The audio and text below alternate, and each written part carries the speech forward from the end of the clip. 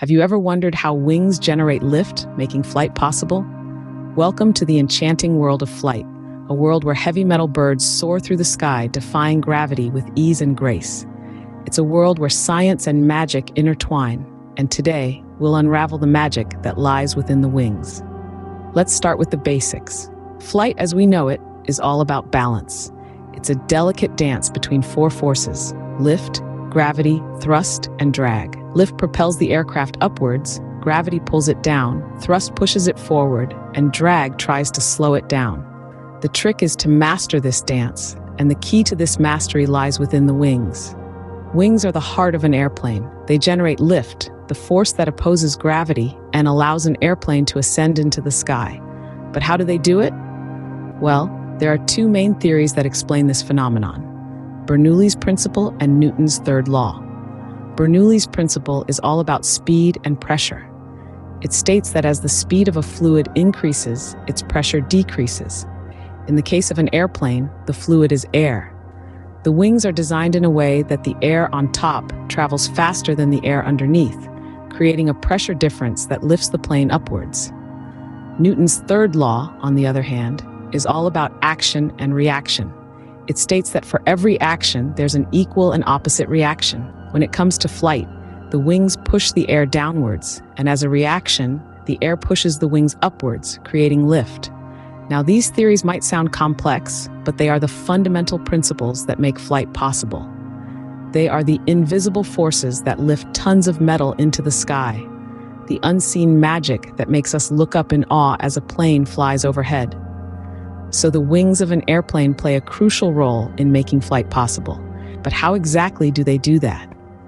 Stay tuned as we delve deeper into the fascinating world of aerodynamics in our next scenes. Let's dive into the first theory, Bernoulli's principle. This Swiss fellow, Daniel Bernoulli, was quite the brainiac back in the 18th century. He came up with a principle that helps us understand how airplanes get their lift. But don't worry, we'll break it down in a simple way. Imagine a river. It's wide at some points and narrow at others. When the river flows through the wide parts, the water takes its sweet time, moving leisurely. But when it reaches the narrow parts, it speeds up, rushing through quickly. Now let's think of this river as air flowing over an airplane wing. The top of the wing is curved, like the narrow part of our river, and the bottom is flatter, like the wide part. As the plane moves forward, air splits at the front of the wing. Some of it goes over the top, the rest under the bottom.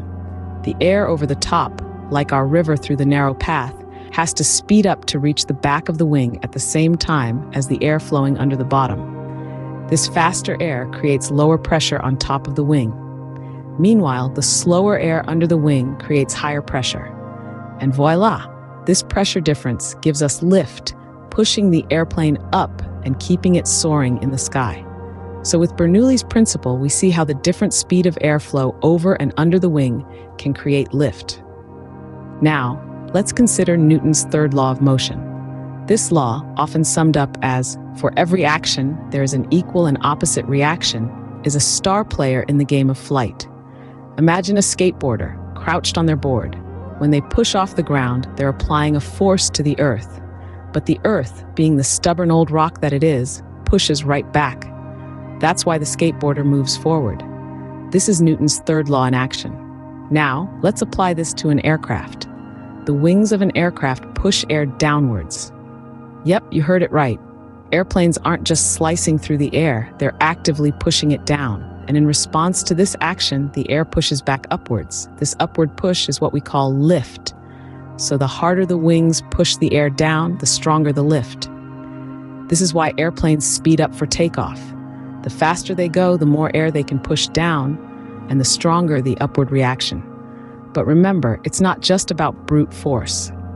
The shape and angle of the wings also play a crucial role in efficiently creating this downward push. They're designed to get the most lift out of every bit of air they touch. And that's how Newton's third law plays a part in generating lift. Just like our skateboarder, an airplane uses the laws of physics to make its move. But the lift isn't just about physics, it's also about design. The shape and design of wings play an integral role in generating lift. Picture the cross-section of an airplane wing. That's an airfoil. This shape is key to achieving lift. The airfoil's curved upper surface makes the air above it move faster than the air below. This difference in speed creates the lift necessary for flight. But it doesn't stop there. Wing design is a remarkable blend of science and art. Engineers meticulously optimize these designs for different types of aircraft. A commercial jet, for instance, requires wings designed for stability and fuel efficiency, while a fighter jet needs wings for agility and speed. Every wing has a story, a purpose, meticulously crafted by engineers for specific flight conditions. Each curve, each angle, each twist is a testament to human ingenuity. So, next time you look at a plane in the sky, remember the amazing science and engineering that makes flight possible.